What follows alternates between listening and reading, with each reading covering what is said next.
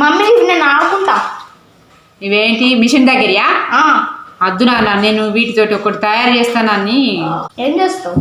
ఏదో చేస్తా కదా, చేసిన తర్వాత చూపిస్తా. ఓకేనా? సరే. సరే. ఈ సారీలో orange colour blue colour combination వచ్చింది. నేను ఆరెంజ్ ఇది నెక్ పీస్ తయారు చేసుకుందాము. ఇది 2 ఇంచెస్ తీసుకున్నాను. మిగిలిపోయిన క్లాత్ ఉంటుంది కదా, బ్లౌజ్ పీస్లో 2 ఇంచెస్ తీసుకున్నా పొడవుతా. పావు ఇంచులో లెంత్లో కట్ చేసుకోవాలి. దీన్ని ఇట్లా ఫోల్డ్ చేసి 3 వంతులుగా కట్ చేసుకోండి. 3 పీసెస్గా కట్ చేసుకోవాలి. చూడండి, ఇలా పెట్టుకున్నాను.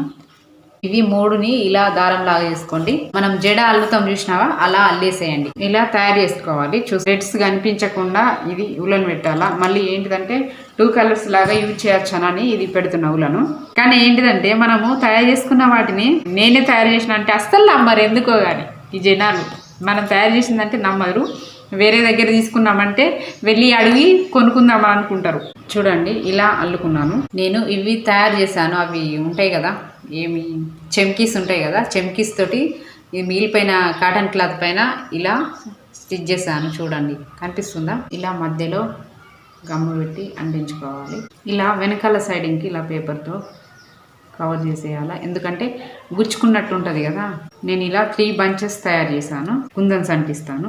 ఇలా అంటించుకోవాలి 3టిని. వీటిపైన ఇంకా వేరేటి అంటించాలా, కానీ ఇవి కొంచెం ఆరాలా. చూడండి ఫ్రెండ్స్, నేనే రెడీ చేశాను నెక్ పీసు థ్రెడ్ తోటే. అంటే మిగిలిపోయిన సారీ క్లాత్ తీసుకొని ఇలా రెడీ చేశాను. నచ్చండి, సబ్స్క్రైబ్ చేసుకొని లైక్ చేయండి.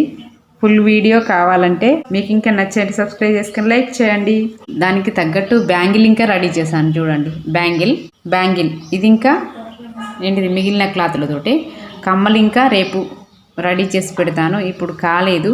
మ్యాచింగ్ అయిందా కాలేదని కామెంట్ చేయండి.